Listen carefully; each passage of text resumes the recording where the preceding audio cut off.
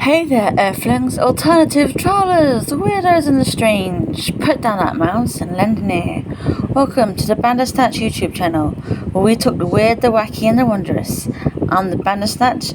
I usually have no idea what I'm doing, but today it is the House of the Dragons review of Episode 4, The King of the Narrow Sea. I like the fact that we start with Rhaenyra on tour trying to find a husband, because it shows that she's at least trying to, or attempting to find a husband like her father wants her to. But because we kind of go from the extremes. She kind of is being talked to by an old guy, and then the person after him is a kid who's way younger than she is. It's kind of a bit of a seesaw, and because of this, she kind of messes stuff up a little bit. Because she kind of decides to leave the tour 2 months early, and no doubt she'll earn her dad's ire when she gets back home. So of course, she kind of heads back, and on her way back, she sees her uncle returning as well. And it's been a few years since they've seen each other. So she's kind of happy that he's coming back as well.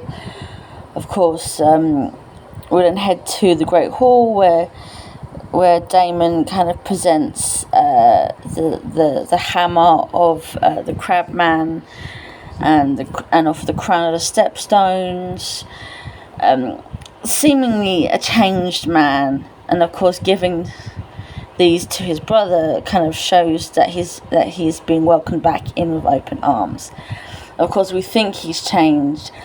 Of course, he's got a haircut. He's acting a little bit different, which definitely earns him the place back at court. Of course, when Rhaenyra kind of goes to congratulate him, her dad kind of gives her the cold shoulder, which she's kind of upset about. So of course she goes off and sits down in a corner, kind of upset. But this kind of allows Alicent to kind of come over and talk, which is pretty good, because it kind of shows that they kind of have earned a little bit of friendship back between the two over the years, which is good. And it kind of shows how lonely both have been, which is good. I also like the fact that kind of in the same kind of party atmosphere, as it were, Rhaenyra and Daemon talk like old times, and of course Daemon finds out that Rhaenyra is kind of not really happy about what she's got to do and kind of wants to be alone, so he kind of decides to take her out at night to see the small folk amongst the small folk of King's Landing. And of course she's kind of disguised, and he takes her through the hidden labyrinth which is in King's Landing, built by a predecessor, which is pretty cool. So they kind of go about tonight, and I think it's kind of supposed to be like a lesson she's supposed to learn. Well, she does. She learns that the small folk of King's Landing kind of have very different thoughts to how the nobles think. So it's kind of a lesson she learns. I also quite like the fact that going through King's Landing, he takes us to several different places. Also takes her into 2 different whorehouses. In the last one, he kind of pulls the stunt by kissing her, showing her he's not much changed. And I think this is definitely a stunt he's tried to pull to kind of put Rhaenyra off her game, but because I think she has some feelings for him, she's rather into it. But because of this that surprises him, and he actually generally cares for her, it puts him off, so he walks away.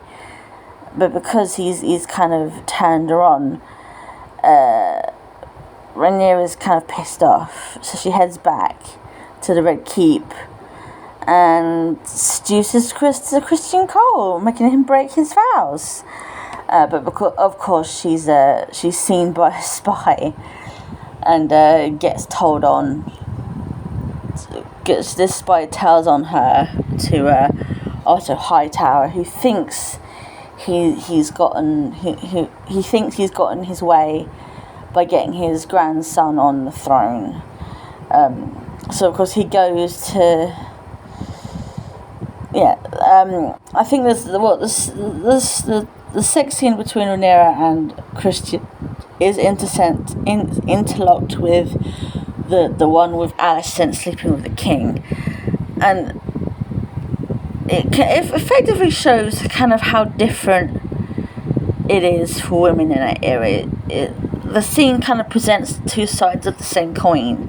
As in, on one side, Alicent is doing her duty to the king by having sex with him and his wife. She doesn't like it, but she's doing it anyway. And Rhaenyra is with Christian, and she is in a much better position to like it.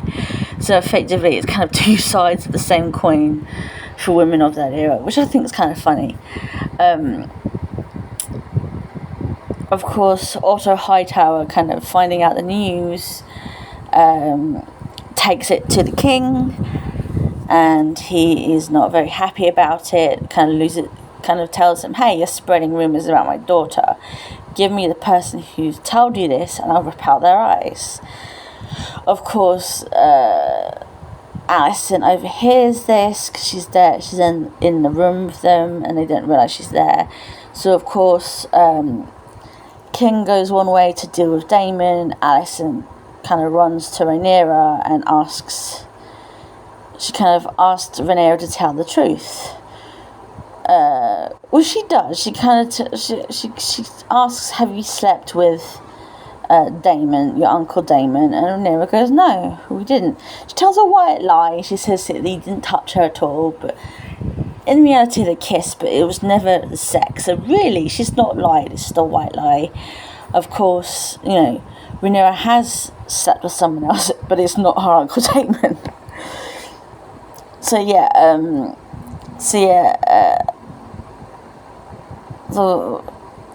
of course, Viserys confronts Daemon privately in the room in the throne room. Daemon by now having realised that every time his brother accuses him of something, there's no point saying anything because it'll just be what he believes anyway, which is not that good. So of course this means he's banned from court again, and Viserys sends him back to the Vale and his wife. Of course, he then finally summons Rhaenyra to his private room, his private office. So they end up talking. They talk over the cat's paw knife, which is shown in Game of Thrones. It has Aegon's Song of Ice and Fire subscribing to it, but you have to put it in fire to see it move, to see the words, obviously. There's like a lot of rumours that how did Rhaegar, Jon Snow's dad, find out about it, but I think that probably ends up being shown later in the show. I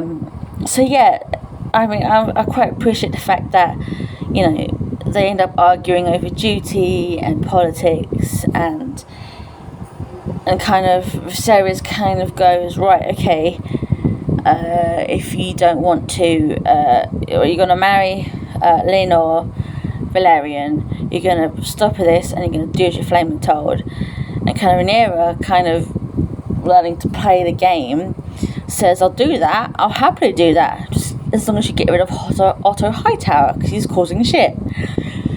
And of course, it's Rhaenyra kind of is saying this to Viserys that kind of clicks everything in Viserys' head, and Viserys effectively tells Otto, hey look, it's all good and all, but yeah, you're fired. So effectively fires him as Hand of the King after kind of telling him, look, it's time you step down. So it's kind of that's how the scene played before, how I saw the scene anyway. But I think what makes me giggle is Viserys kind of in a rare power move of his own we think it's Viserys. He's sends Moonteen to Rhaenyra in case she's pregnant, because, you know, it obviously proves he believes she's got on with it. But he believes that she's not virtuous, but is kind of covering up for her anyway, like, you know, a parent would. So we'll be leaving this here for today. Please leave a comment down below. Share with others if you want, or not. It's up to you. If you do like this content, please subscribe. Don't forget, we have Ko-fi. Please consider becoming a Ko-fi donator today. Link is in the description down below. And remember, keep it sensible in all the comments. All abuse will be reported to the appropriate people.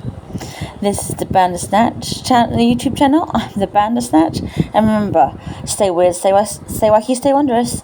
And I'll see you soon.